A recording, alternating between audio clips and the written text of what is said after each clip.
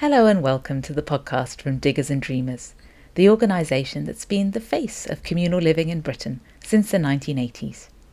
Whatever kind of intentional community you're interested in, whether it's communes, co-ops, co-housing or anything else, Diggers and Dreamers is where you begin. And now, here's our podcast host, Kirsten Stevens-Wood.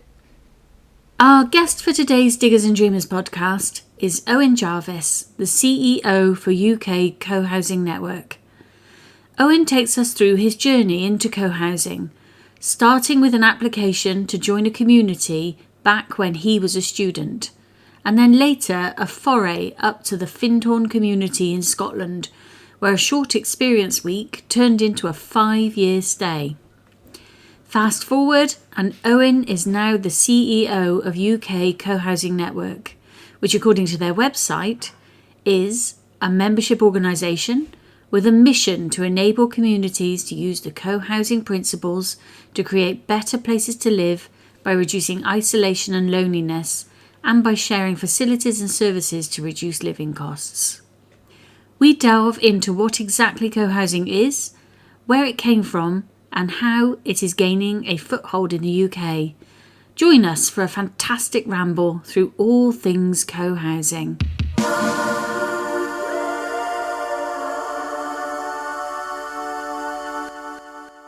Hello and welcome, Owen. Welcome to today's podcast. I was wondering if you might like to introduce yourself.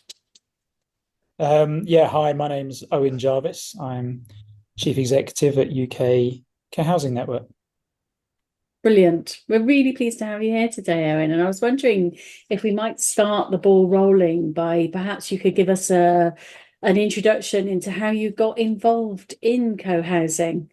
What was your journey? Yeah, sure. Well, I guess until I got the job, I didn't realize there were jobs in co-housing, so I'm delighted to have found one. In terms of my housing journey, when I left university and I moved back to London, I was looking for somewhere affordable to live and was doing an art course and just happened to see an advert on the notice board there saying, "Would you like to live communally?" And a friend I was with saying, "That sounds like you. That sounds like you." So went through quite an extensive recruitment phase, writing a letter to join the community, being interviewed around a very large table, eating lentil soup, I have to say, and then staying for a week in the community to see if I passed various tests. And that sounds really quite old school, writing letters and interviews. This is old school, yeah. It's over 20 years ago. Yeah, it was. Well, the letter went by email. It wasn't, but they called it writing a letter to be inclusive of people who were of all people, I stayed for a week, and then it went to the vote at the end of the week, and I got in, and I stayed there for 5 years, and it was a fantastic way to stay in London, and I had an absolute ball. Absolutely loved living as part of a community, all the ups and all the downs, and really enjoyed it. And then moved on. And a couple of years later, I took a bit of a gap year, and a friend of mine was living up at an eco village called Findhorn, and I had a business coach actually who said, "Why don't you, if you're going to take a year off, why don't you go up to Findhorn and do just to have an experience week, come back." Yeah, and I ended up staying on and off for about 2 years up there at Findhorn Eco Village, and again, really felt at home, really enjoyed being part of really extraordinary community. Findhorn appears to have that. It's almost like a sort of gravitational pool that people go up. They're like, yeah, just popping up for the weekend, and 4 years later. It's such a cliche. Yeah, I went up for have an experience week where you can try out all aspects of the community, and then I found out you could do woofing up there, and I thought, well, I'll just go back, bring my tent, stay, work in the gardens. That seemed to be where all the radicals at Findhorn were hanging out, working in the gardens and growing food. Of course. Yeah, and next thing I knew, a year had gone. I was having a wonderful time, and I ended up staying there for a bit longer in a more kind of conventional role. My background is in setting up and running social enterprises, and also in service design. So doing quite a lot of social research and design work to create new projects, businesses, schemes, services. And it all came together in the second year I was there, where I was hired to do some research into new housing for the community. Yeah, I met my current partner, and she and I ended up moving back down to London and looking around for jobs there. Just suddenly, by chance, saw this advert for the chief exec of UK Cohousing. So I thought it was all a bit of a sign that it was all coming together, by pointing in the right direction. So I applied, and funnily enough, on the tube down to the interview, I sat down on the tube, and right next to me was one of my good buddies from the first housing community that I was in London, and I Oh had my for God, that 8 years. must have felt like a sign. So yeah, so I sort of thought, yeah, this is interesting. So so that's how I sort of came into this job, a sort of combination of housing experience and some of the skills I picked up from business school and in service design have come in handy in the current job. That's amazing. I didn't realize the connection with Findhorn. And of course, in a different podcast, we have done an interview with Mary Inglis from Findhorn. You might want to have a listen to that Yes. one. Well, I suppose the next obvious step is, what is co-housing? Well, co-housing, we draw, I think, draw largely upon definition, I suppose, taken over and adapted from Charles Durrett and Katie McCammont to American architects who spent time in Denmark in the 1980s and learnt all about co-housing, which has its origins and roots in the Danish and Scandinavian cultures. Although we can come back to that, because many people would say actually it's just an old-fashioned way of living. And we should probably come back to the topic of discussion. And they've translated and talked, so they popularized this. They coined the term, or say they coined the term, co-housing, and tried to translate a lot of the thinking and practices in Danish experience into the English language. And I think it inspired quite a few of the founders of UK Cohousing Network. So for us, co-housing is based on this kind of neighborhood model from Scandinavia. It involves having your own private, self-contained home, sharing communal spaces in your neighborhood, including a common house, which is where you can eat, meet, and socialize together. And it very much involves resident ownership of the neighborhood, usually between 20 to 40 homes, sort of on average. Residents are usually, if it's a new development, residents are involved in the co-design, and before they move involved in the design with the architects or with a developer if they're involved, to make sure that the key objective with co-housing is to create neighborliness, a sense of community. So it's got lots of similarities with the cooperative movement, and indeed some co-housing schemes use cooperative governance.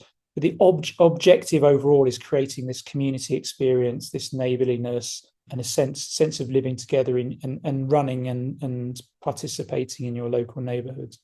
So you mentioned something called the common house, and I'm aware that we've got some listeners who might not be as familiar with that idea of the common house. So do you want to describe perhaps what that might? I realise from my own research that can present in different ways for different communities. Maybe talk us through that one as well.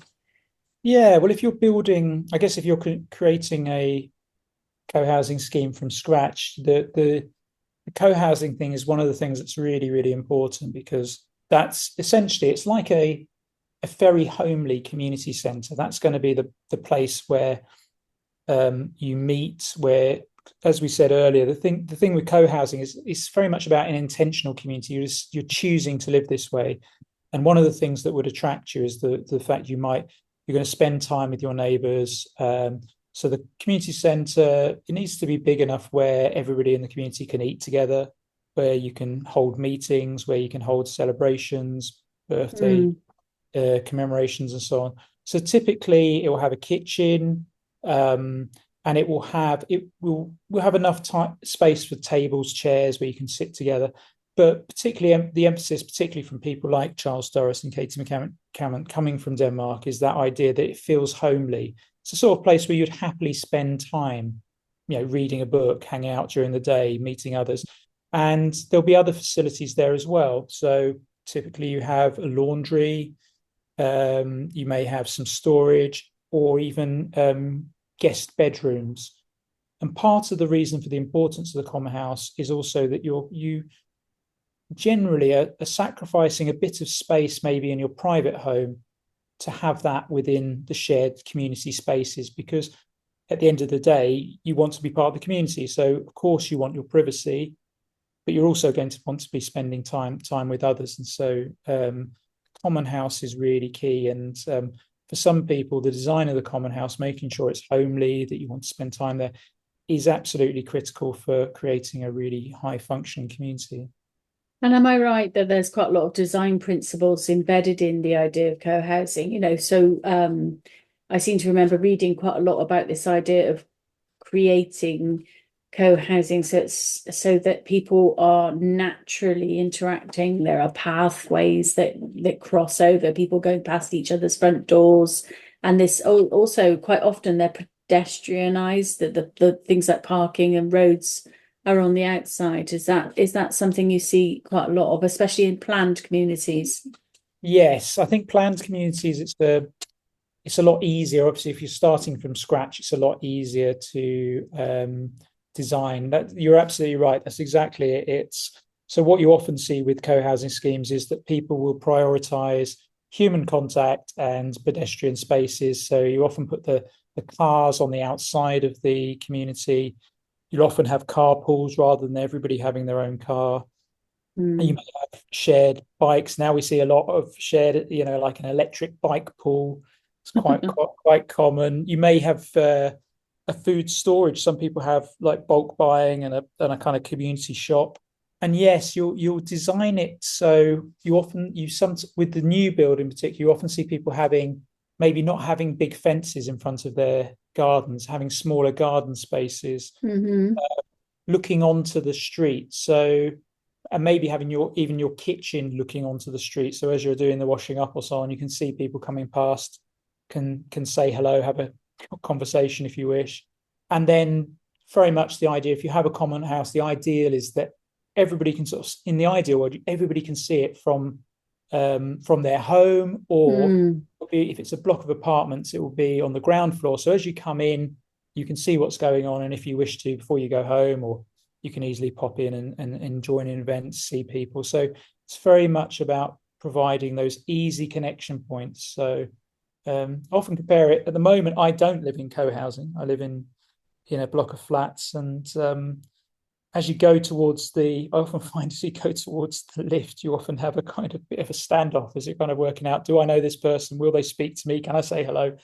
That's the sort of thing you wouldn't have a problem with in co-housing. As you're going into a shared area, it's everybody who's there is there for some form of social connection, and so it's a lot easier to have those chats and conversations, creating sort of like nooks and crannies where you bump into people. And yeah, so people often say, sometimes takes them half an hour to get to the shops or get to the end of the road. That's right. Those social snagging areas. Social snagging areas. Yes, exactly. Exactly. But I think, as I heard one Dutch designer say, if you can, it's also good to design a route to your home that skips all of that, and if you just need to just get to your home in privacy, that you can have that. So the idea is you don't have to be the world's greatest extrovert. You introverts and extroverts, whatever your personality type, you can find a kind of comfortable like a front entrance, or actually a little bit like those cut-throughs at IKEA, so that you don't actually have to go through the whole of the kitchen area in order to get to the canteen. That sounds really, I've not heard of that before, Owen. Yes. Well, yeah, it's I hadn't heard of it until we heard from our Dutch colleagues at one of our conferences. That's a good idea. Yeah. Yeah. So So Co-Housing UK, they are quite, quite present and have grown, or at least in sort of impression over the last probably 10 years, UK co-housing has emerged as quite a significant actor on the field of intentional communities. Do you want to tell us a little bit about how co-housing UK kind of got started and its history, and then maybe a little bit more about what you're doing, what UK co-housing is doing right now and possibly where you're going in the future. it is UK co-housing. I actually called it Co-housing UK when I Mm, went to the first meeting and the trustees then. It's great to be here with Co-housing UK. And some of the board members looked at it. Oh, I think it might be UK co-housing. So yeah, UK co-housing. It was formed by co-housing groups for co-housing back in 2007. So far long before I started. And the first new build, if you like, co-housing, might talk about new build versus old, renovating existing buildings. But the first new build co-housing scheme was in 2003. So it's very much owned by our members. So members, co-housing groups who are members get to nominate and elect people to the board at the AGM, and a third stand down each year. So it's very, very much run by communities for communities, current and in the future. And I think starting off, it was just trying to get the idea out there, the name out there, and to do basic training and awareness raising. And there were two executive directors at different times before me who did a fantastic job of promoting co-housing, getting on the agenda. And I think so. We do a number of things. We do online events, we do knowledge sharing, we bring members together to swap tips. Members who've successfully opened a co-housing scheme will be talking about telling their stories and sharing their tips to others who are on the journey. With Diggers and Dreamers, we published the UK's first practical guide for co-housing, which we're really pleased about. And yeah, we produce other publications as well. I think in recent years, we've become a lot more involved in government policy, influencing government policy. So we've partnered with the Community Land Trust Network and the Confederation of Cooperative Housing. So they're two similar bodies in for those types of movements, mm, and successfully raised a fund to support groups to find land, secure designs, go through planning permission, and then access finance to develop their schemes. And so for a couple of years under the one of the housing ministers in the last Conservative government, that ran for a number of years and was really, really helpful in getting the idea of community-led housing out there. And since then, we've been that fund closed, but since then we've been working with our partners to try to persuade government to start that fund again, because we've got over 65 co-housing groups in our membership, and of those, there's 40 that are looking to find land and find finance. So we've been talking with the government minister about new towns, and we managed to we had some successes in influencing New Towns Task Force. So as many people know, the government's now looking to set up 12 new towns or extensions to existing towns. And we have community-led housing, community land trusts, community and social infrastructure as phrases that are in those recommendations. We now want to make sure that co-housing is part of the thinking when people start to design new towns, that it's in place.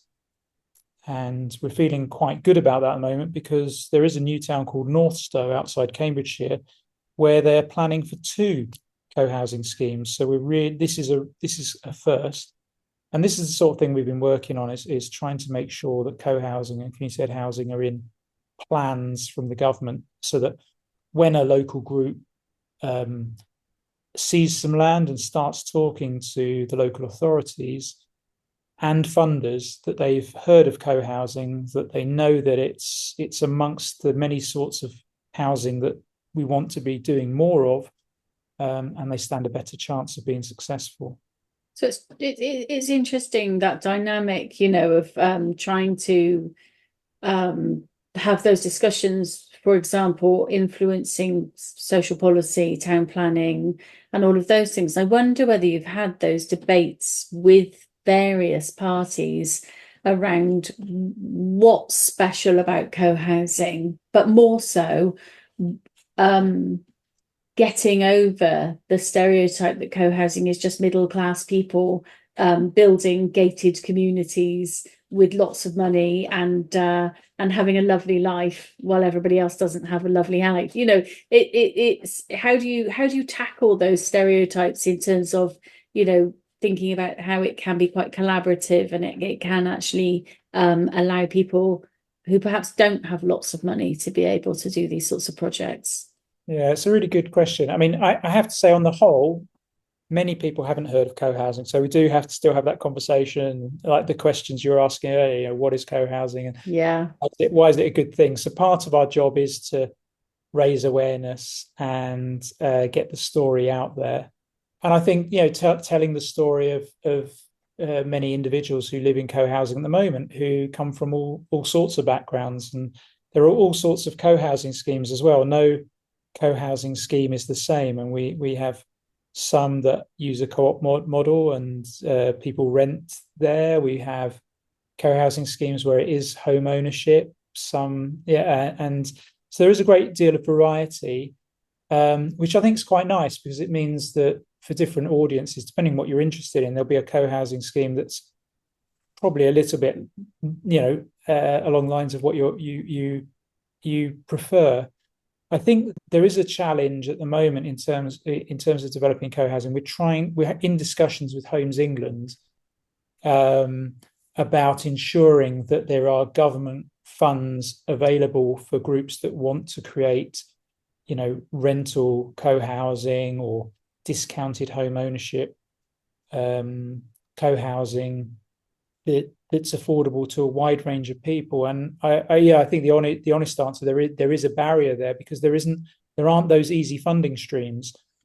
So what tends to happen at the moment is we have some bold pioneering characters who are willing, in the past particularly, against quite a difficult planning and housing system, to risk their own finances, sell their own homes, use their own money to invest in a co-housing project, to make it happen. So there are some barriers. There's nothing about co-housing in itself that is for any particular group. It's a neighborhood design, and you can form that in any way you wish. And we give good guidance, particularly in that practical guide to co-housing and in our training around diversity and inclusion, and making sure that any group setting up has a vision that really starts thinking about how do you include people from different backgrounds and different income backgrounds, and how do you make sure that everybody is able to participate on an even basis. But the reality, for any form of affordable housing, you need government subsidy. It's got to come from subsidy for accessing the land. It's going to involve subsidy in terms of building, and it's going to involve some careful thought about making sure that mortgages or co-op finance is a low enough interest rate that allow you to offer housing at an affordable basis. And so this is what we're campaigning for. We're talking to the Building Societies Associations to make sure their members know what co-housing is and can offer affordable, mortgages, high street mortgages. As we said, we're talking to the government, Homes England, and other home nations around making those finance. I know there is some, where you've talked at the beginning, you've talked about this idea of pioneers and innovators, and I see that myself, all the time, that these people and groups exist.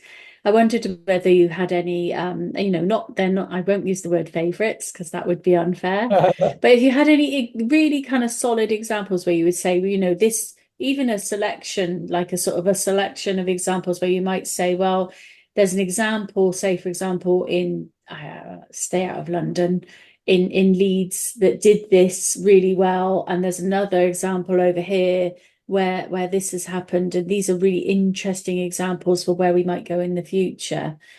Talking about maybe different financing ideas, or perhaps inclusion, or even how they got their buildings done. Yes. I think you're probably, particularly talking about Leeds, are probably thinking of, or possibly thinking of a co-housing scheme called Lilac up in Leeds. Yeah, and there are, as we said, various examples. So you've got Lilac up in Leeds that use something called Mutual Home Ownership Society as a model. It runs as a co-op, and its objectives are around affordability and sustainable design. So, and Lilac, everybody, there's one mortgage for the whole of the development. Everybody has a share of that mortgage, and makes a monthly payment, which is directly related to their income. So it'll be 35% of your income, whether you earn a lot or a little, it will always be 35%. And there's an opportunity to put your money in as what they call equity, which you can build up over time. So if you stay there long enough, you can pay out your share, and effectively your monthly costs will be minimal. And when you leave, if you leave Lilac, you can take that share with you and use for other houses. So it's a fantastic way of getting on, if you like, getting a form of ownership in housing, and a fantastic way of also downsizing for retirement. So we do have big hopes for Lilac. It's very popular as a project in our movement. I wondered whether there were any examples where that, because I was aware of the mutual home ownership scheme, but I wasn't aware whether that had actually been replicated anywhere else, whether that had gone anywhere. There's been a couple of smaller co-ops have replicated it. It is very much, as I said earlier, I often think about the co-housing movement as being quite pioneering, and every co-housing scheme at the moment has something really new and interesting. At least one thing really interesting and new about it. So we have been doing some research. One of our projects is to work with building societies and communities, to particularly Lilac, to refine that model and to make it understood and accepted by financial providers and so on. So it's really easy to do. So that it's one of those things that we're very excited about, and we're just waiting to see how that comes off. I think probably another scheme at the other end of the spectrum is probably that many people have heard of, is New Ground, or the Older Women's Co-housing Scheme, often known as OUCH, which often causes a bit of amusement. But that's a fantastic scheme where you do get a blend between homeowners, and a third of their homes there are owned actually by housing associations. So you've got people in social rental housing who are living part of the community, and you would have no idea. There's no real particular difference. They've got very strong views and making sure that everybody's equal. And that's a fantastic scheme that's got a lot of attention and interest for the over 55. So we see a lot of interest. I suppose there are three sort of stages in life. We often see people really interested in co-housing because that it matches their values. They want to be in community. They want to have a low environmental footprint. It's part of who they are. The other one's often when people think of settling down and having a family, and they want thinking about what sort of neighborhood do I want my kids to grow up in, and probably also sort of hoping their neighbours might do a little bit of babysitting and childcare from time to time. Good luck. Yeah, good luck with that. But you often see it, particularly some of the schemes. You see kids running in between different houses and in and out of each other's houses. It's very, very nice. And the third time is obviously thinking about retirement. Where am I going to be? Am I going to know my neighbours? Can I rely upon other people for a bit of support? So that's typically when we see people starting to sort of think about, starting to take an interest in co-housing. It's interesting because obviously there are co-housing is a model of intentional community, and we can think about other. So you and I, when we were talking earlier, talked about a community called Old Hall, which is not a co-housing community, but actually they have a flexibility in their model in that they're a cooperative in that everybody owns everything.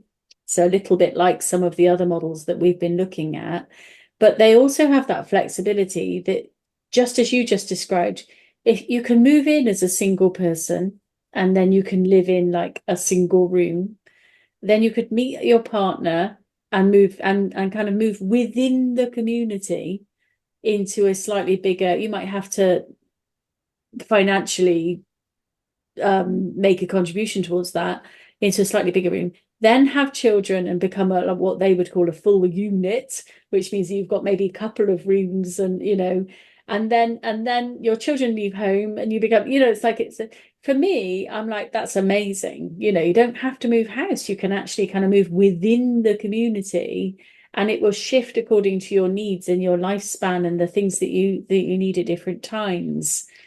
And I wondered if part of me thinks that communal living gives us that flexibility. It gives us the ability to kind of think about all of the life stages that we have and all of the different formats of living together and apart that we might need. And I think looking across the smorgasbord of co-housing, some of those possibilities exist within the models that we already have, which is so interesting. Absolutely. Yeah, I love I've not been to Old Hall, but I have been to some similar communities. I absolutely love that model, or that way of arranging things. Um, and the project in Leeds, Lilac, that we spoke of, they Mm. because they have this one mortgage, they had seven households swap around. Um, it took most of the year. I think it was a really big deal, but they didn't need to exchange finance. They didn't need to pay for lawyers. They could just do it within the community. It's a very good arrangement because, some people had met partners, some people had bigger families, some people had smaller families, and as you said, community living does give us in choosing to design a community, it gives you the opportunity to start thinking about those things in a way that, I guess, conventional housing, you get what's available, whereas this does give us the possibilities of doing things a bit differently. And Chapeltown co-housing also in Leeds is another good example, and they've got some affordable home ownership is the majority of the model there. But they also built a shared house for younger people who just wanted to try out co-housing, see how it went, dip in and out. So they've got two houses there where yeah, you can just come for 6 months or a year. You don't have to buy, you don't have to commit for that length of time.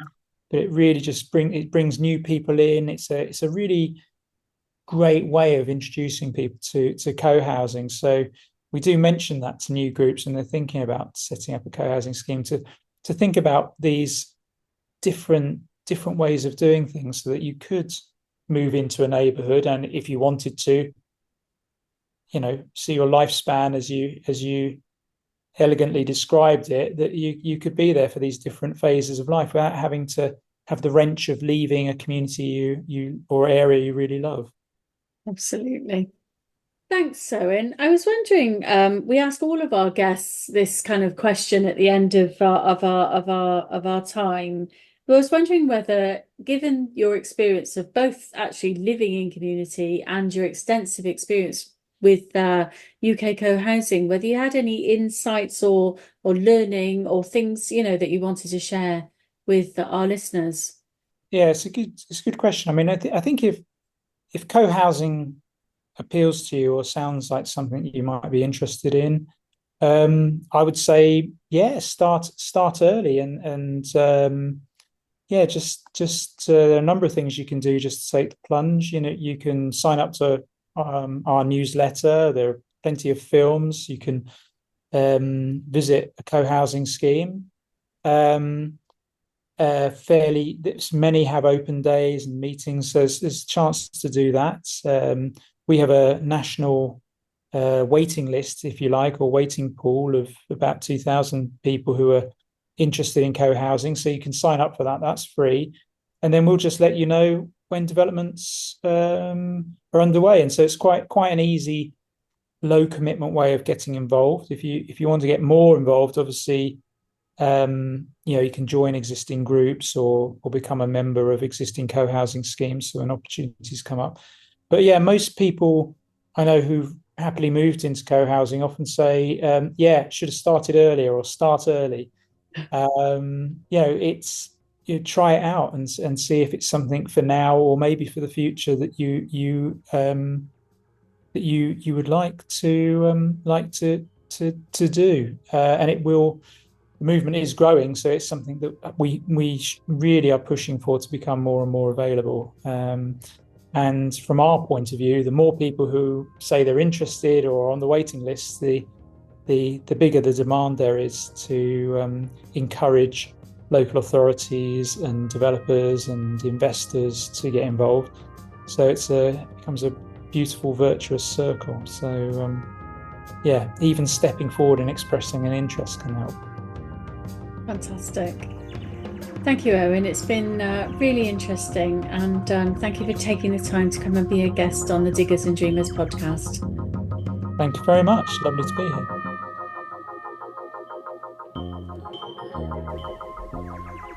Thanks for listening to this podcast from Diggers and Dreamers, the go-to place for intentional communities in Britain. As ever, it really helps us if you like and subscribe wherever you get your podcasts. Don't forget, you can find out more about communal living at our website, diggersandreamers.org.uk. There you'll find an online directory of existing communities and developing groups within the UK, plus interactive notice boards and information about our publications. One you won't want to miss is the Diggers and Dreamers directory, which has been referred to as the Communard's Bible for 35 years. And now, to play us out, here are the Spaceheads with their tribute to our old mate, Gerard Winstanley. See you next time.